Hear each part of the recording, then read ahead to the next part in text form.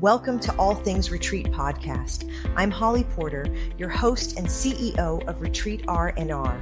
With over 25 years of experience in designing transformative retreats, I'm here to share insights and inspiration to help you create extraordinary experiences. Whether you're a pro or just starting out, you'll find valuable ideas here. Enjoy the ride. Let's dive in. Hi, everyone. Welcome to the show today. We are going to be doing some fun stuff as usual. And my guest today is Julie. She supports high-achieving women who look successful on the outside, but they feel internally disconnected from their own authority. She helps them stop consuming more information and start embodying what they already know so that they can lead with confidence, clarity, and grounded self-trust. Welcome to the show, Julie. Thanks for having me. Yeah, happy to have you. So I've known Julie for a few years, probably through eWomen Network. We got connected and have had lots of conversations over the years. And I just thought she could bring some great knowledge to you. She's done some retreats, so she's coming from experience. And I want to know, though, for our listeners who are mostly retreat leaders or aspiring retreat leaders, what is a little bit more about Julie that you could share with us personally? Oh, okay. Well, thank you for that. Where do I start? I start at the origin story. I can start in the middle somewhere. I have a corporate background and then went into direct sales. And that was 30 years ago when there weren't a lot of direct sales companies. I didn't really know of anybody who really worked from home. And I was approached for like 5 years and I said no, because I thought it was for old ladies that, had nothing else to do with their time and they just wanted to do parties and things like that. And I'm like, I'm a corporate executive. I'm now a mom of 2 small children. But I just felt after I quit my corporate job to be a stay-at-home mom, I felt like I just had mommy mush brain. Like I love being a mom, but I'm like, there's something else. Like I still wanted to contribute financially and I wanted to feel fulfilled, other than just, doing laundry, cooking and being, a mom, which is very important. Loved it, but I knew there was something more. So I embarked on my direct sales business. Thought I would just come in to make an extra $100 a month to get my husband at the time off my back, so Take the gas. Take the kids to, buy them Gymboree and Gap Kids and, and he would be like, can you find a hobby that doesn't involve the American Express in the mall? And I'm like, I don't know. Let me look. And so that's where I started. And I literally just never looked back. I had so much fun. I loved the empowerment piece of it, the leadership. I'll say it was Mary Kay. I'm still actually officially in the company, but I'm not a director anymore. But what I loved, and that's really where I got my taste for entrepreneurship. And then also the empowerment of women. She was the pioneer for that. Yeah, and she I just sure loved was.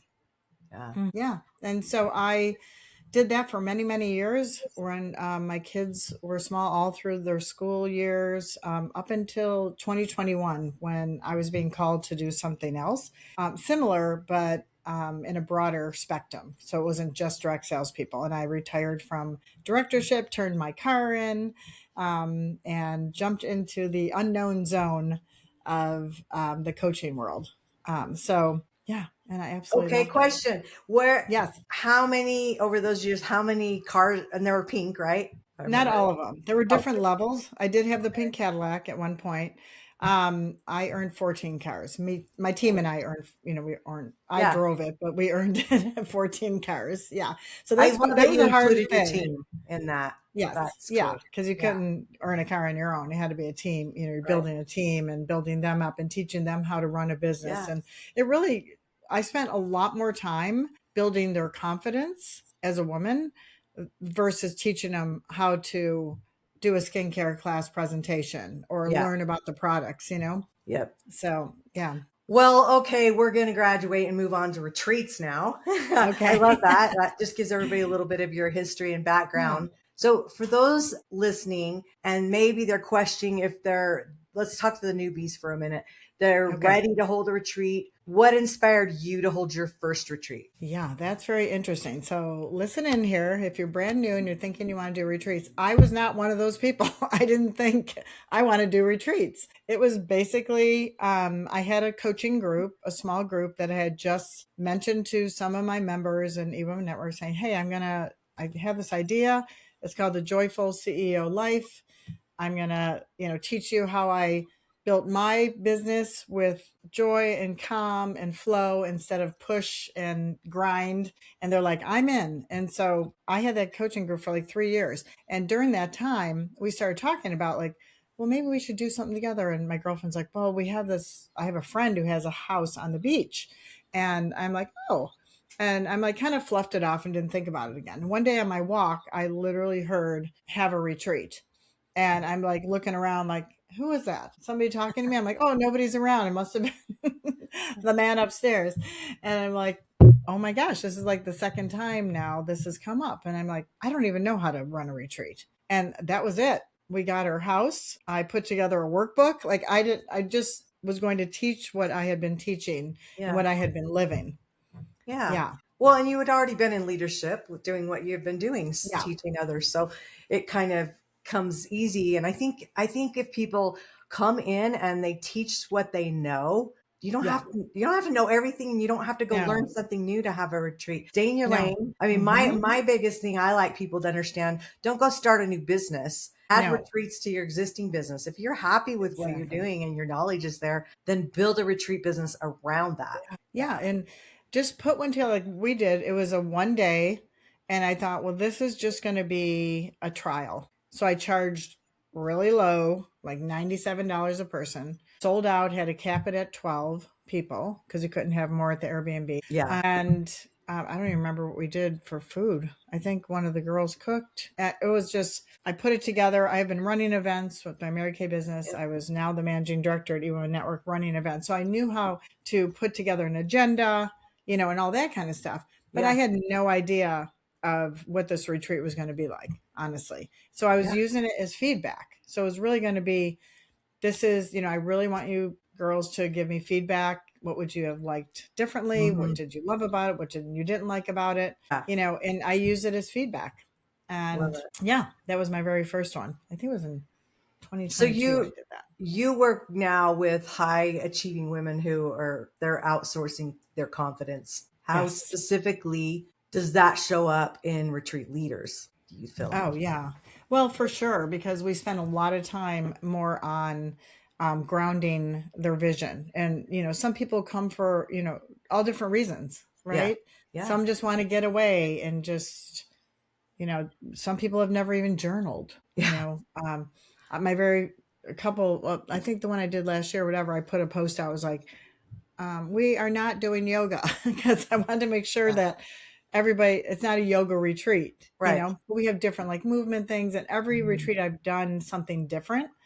And so, helping women just take that space, like go away from your normal environment Yeah. and just be there for yourself. I had somebody at this last retreat I just did in January, was she really wanted to come and contribute. And she kept saying, well, maybe I'll come for, can I do 10 minutes? Can I do 5 minutes? Can I do 3 minutes? And she kept on, she was doing a muscle testing on herself. And it Uh-huh. was like, no, no, no. And then the yes was, should I just come for myself? It was like a hard yes. Yes. And so everybody comes for something different. And then Yeah. everybody walks away with something different. And you use that for your feedback for your next. So you kind of look Mhm. at, all women have some lack of confidence. Yeah. And even if it's like, I'm just going to do my first retreat, you're not 100% confident you're going to fill that room, but you Right. have to ground it going, if I got the idea, then I know that I can fulfill it, Absolutely. so That's the biggest challenge a lot of retreat leaders have is yes, filling them.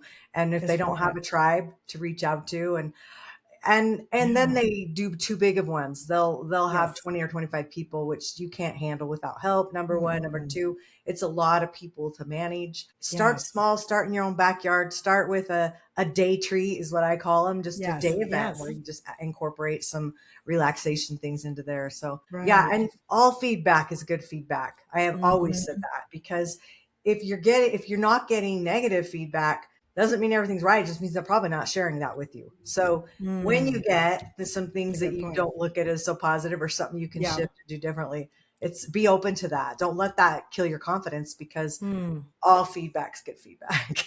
I love that. That's great advice, honestly. Everybody listen to that because I know when I got a couple of things like, oh, you do. Yeah. It's hard not to take it personally, you Oh know? yeah. Yeah. Yeah. Well, I've run for political office a couple times, so Oh, you know what? That's not my yes. journey. And like I said, all feedback's good feedback, and all publicity is good publicity. Might not Yeah. be what you want, but it's there. Yeah, that's So for let's sure. talk about what's Yeah. the difference between learning more and actually being ready to lead?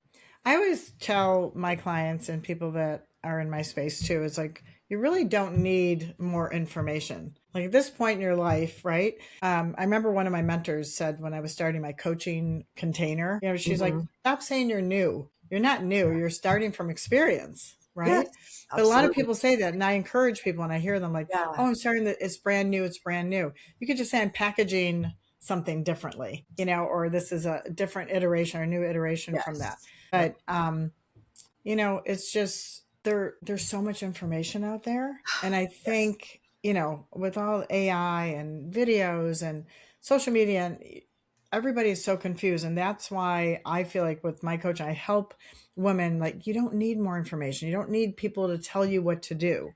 yeah, Let's take what you already know and ground your confidence into taking that action. I just wrote my newsletter for next week this morning. I always write them in the morning because I get those divine downloads. And it's just like, confidence is cured, and built up by taking that first step. It's action that builds the confidence, not waiting till mhm, you're confident to yeah. take action. Right. I love that. I remember one a really empowering thing somebody shared with me on this line of thinking was I had a hair salon for 20 years. So I'd been Okay. behind a chair doing hair for, Mm. gosh, 30 at least. Listening to all everybody's advice. They Yeah, call and I the, was the coaching, and they're like, therapist. how many years of experience do you actually think you have sitting Wow. behind a hair chair? I mean, you Yeah. might not have been a certified or trained coach that whole point, but that's what you're doing the whole time you're there. I mean, they're probably coming back to you. That's kind of how they put it. They were like, well, are they paying you? Are they paying you? Yeah. Are they coming back? Yeah. You're coaching them. It was Yeah. like, huh. I never really looked at it that way. It was kind of a funny way to look at it, but it was Yeah, empowering for me at the for time. So I sure. thought, you're right. I love that. It's like we're, as women, especially, even just friendships. I mean, we're kind of put in those kind of positions, and hey, if you think you've lived some years, you have some wisdom to share, is what I Yeah, say. of course. Yeah. So, okay, so many women are exhausted when they consume programs and certifications. So, how Hmm. does over consuming dilute a retreat vision, do you think? Does that make Yeah. sense? Yeah, I think a lot of your marketing up front needs to be clear and to let Yeah, people know it's like you're not going to be, working all the time. We're going to have some downtime. We're going to have some, yeah, flow and time for just sharing or walking on the beach or whatever you're doing. right. So it's not going to be, although it is tricky because my last one I just did one night overnight. The one I did in the fall was 2 nights overnight, and I really feel if you want to cover everything, Yeah, um, you come with an agenda, right, and a yeah, workbook and a flow, and I call mine the flow, and I always yeah. tell people like, if I feel like I have to cut something out, I will. I read the room. You got to get really good at reading the room. So If true. they're looking like they're tired, whatever, put on some soothing music. We Hmm. danced. We had somebody that did this like movement, like a Like a movement static dance, dance? like a flow. I don't know Oh, what it was. cool. It was like an energetic movement, and we just kind of did that. We had our matching pajamas on this time and we just flowed, and they said they loved that part. So yeah, don't load it with so much information because I feel Yeah. like that's a workshop. A Well, retreat is more of like yeah. you're retreating away from all the learning, all the noise, right? Yeah, because to me, a lot of people are doing conferences now that they call a retreat, but you're staying in a hotel and you're in a No, conference room for 3 days. It's like no, that no, feel nope, nope, isn't nope. It's isn't not a quite a retreat. retreat to me, even though they're calling it that. It's just It's a workshop. Mm-hmm. Yeah, that's the over Mm-hmm. consuming part. So again, Yeah. back to the messaging, like you said, be so clear Yeah. in how you're putting it out there, because especially if you're upselling it and you're doing this more as a business and you want to sell them Yeah. a coaching package or a high ticket item at the retreat, if you're Yeah. upselling, then make sure that's clear in your messaging too, because it's just not a little girl's vacation or trip Right. necessarily, if you because you're also showing them they want to work with you and then offering them Mm-hmm. something at the end. So like you Right. said, you have a workbook. An overnighter's probably that's probably a lot, for an overnight. So you Yeah. read the room. I love that. Yeah. That is really good advice. Well, okay, so you've had 5 sold out retreats. What are 2 things that you would do differently for your next one? That's a Only good 2 this question. time. Yeah. You know, I'm going to say something that is maybe counterintuitive to this whole thing we just asked me, because a lot of people will say you have to start marketing it way in advance. Yeah. You know, um, oh, you didn't give people enough time to say yes. You didn't give people enough time. Yeah. Oh, there's not enough time. And I am a firm believer that the less time they have to make a decision is better, because the retreat I did in January, I did not start marketing it till like mid-December, honestly. And I will tell you what happened. I had one person signed up the week and a half before, Wow. and she bought a plane ticket to fly Oh, and in you're to scared. come. And I'm like, uh, I've learned to really trust like God and yeah. my intuition, going, He put this on my heart. I know it Yeah. will be filled with the right people. So I knew it was me, and I had somebody that was going to come and do a money portion for me. Uh-huh. And she offered to cook, and she's Italian. We hit it off. I'm like, oh my gosh. So I knew there was going to be 3 of us. And I'm like, okay. Do you know, like the week before and even the Friday before, my last person signed up. So there were 8 of us, and it was perfect. And Yeah. it just, you have to hold true to, if you believe Right. that you are meant to do this, Yeah. then just keep going, ask people. Another thing too, what I'm doing better now is when somebody like comments on your post or they like it or something, don't be afraid to reach out to them and say, Yeah. "Hey, I look like you're kind of interested, and no pressure. Would you like to Yeah. hop on a call? I'd like to explain a little bit more how you Right. might benefit from that. I want to learn what Because you're they're leaning looking for." in already. Yeah. They're already leaning in, and we're just looking, and then people don't see everything. Like people are like, "Oh, I didn't even know you had a retreat," or Yeah. "Oh, so be more strategic with the marketing of Mhm. it. And Yep. it doesn't really, I mean, it depends on what size of retreat. If you're going, to Bali or Mexico or something like that, it's Right. so It different. does. Mine's 30 minutes up the road. I've been having it at the same house. I have a relationship now with the owner of the home. And so it makes it so much easier to be able to Yeah. have a little more flexibility on check in and check out and all that. Sure. That's been a blessing.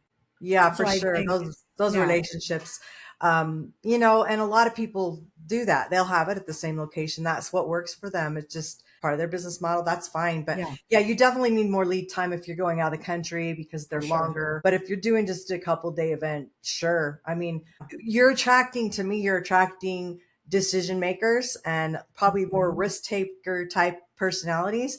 And if that's who you Yeah. are, it's kind of fun to work with people like that because you're like, yeah, Yeah. let's go. They're going to move. I'm going to be able to Mhm. work my workbook through them really quickly because, Right. that's how they are. So Yeah. the energy shifts with that. I Yeah. did. And I they're think, ready. They're also ready for, they know that they need something more. They need yeah, a little, like a little nudge. They need a little bit more support.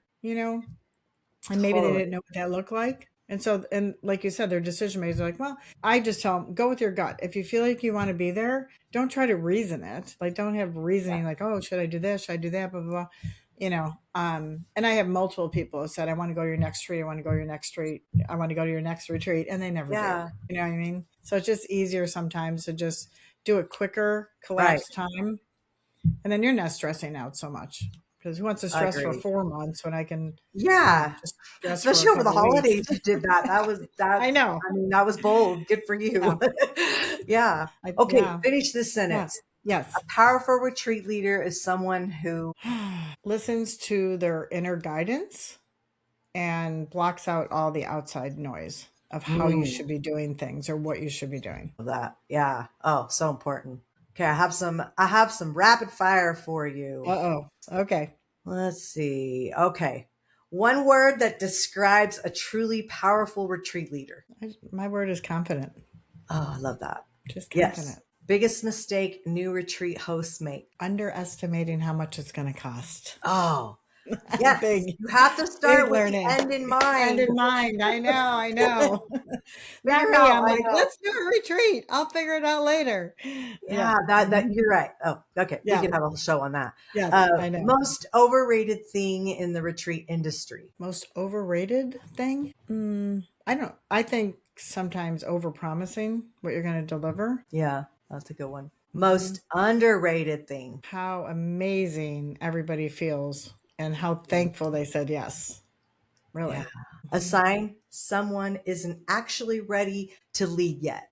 They are second guessing themselves too much. I Not think standing in their that own power. confidence is coming up a lot today, isn't it? Yeah, it is. A practice every retreat leader should do before day one. What I do is everything is staged by my door the night before or 2 nights before. I have everything done, the workbooks, everything I'm bringing with me, my bag's packed. I don't wait till like the night before. It's like a whole day or 2 days before. It's all done. Mm-hmm. And I'm just, in the moment and just excited about it. Not planning anymore. Everything's done. You'll like this one then. What creates transformation faster, curriculum or presence? 100% presence. Yes. Your personal reset ritual after holding a retreat. Oh boy. Massage for myself, pedicure, somebody massaging my feet, just taking a day. This last time my little grandson was visiting. So he was so cute when I got home. He's like, let me recline you. Do you want some snacks? He's like, how was your retreat? He's 5. So he like, I trained you got well. me some snacks. Yeah. I said to my son, can you get some clue from your son here what he's doing? Like, don't plan anything. The retreat from the retreat. I love it. The retreat from the retreat. Yes. Well, thanks a lot for being on the show and sharing your words of wisdom. I'm sure there's a few nuggets everybody could have picked up from this show, but confidence seems to be a big word that came up a lot. So that's something to work on if maybe you feel like that's not a strong, not you, Julie, but the listeners. Yeah. Just you feel like that's something lacking, what you can do that will help that and build that up for you. Listening to this podcast, I think will definitely help because we have a lot of great guests. And Julie's information is going to be in the show notes. So if you want to contact her, that's where it'll be and see what you can do to work with her further. That would be great. And again, thank you for being here today. Thank you so much. I loved it. It was a lot of fun. See everybody next time. Bye for now. Thanks for joining us on this episode of All Things Retreat. We hope you're leaving with new ideas, fresh inspiration, and the motivation to take your retreats to the next level. Don't forget to subscribe and leave us a review. It helps us grow and reach more retreat leaders like you. And if you have any questions, topics you'd like us to cover, or just want to say hello, send us an email at info@weretreatrnr.com. Follow us on social media to stay connected and catch all the latest updates. Until next time, remember, great retreats start with great intentions. Let's make them extraordinary, one step at a time. Thinking about hosting a retreat? Before you dive in, let's make sure you're really ready. Grab your free Are You Retreat Ready checklist and find out if you've got everything in place from your purpose and pricing to your audience and agenda. Don't guess. Get clear. This quick checklist will show you exactly where you stand and what you need to make your retreat a success. Click the link below in the show notes to grab your gift and take the first step toward hosting with confidence.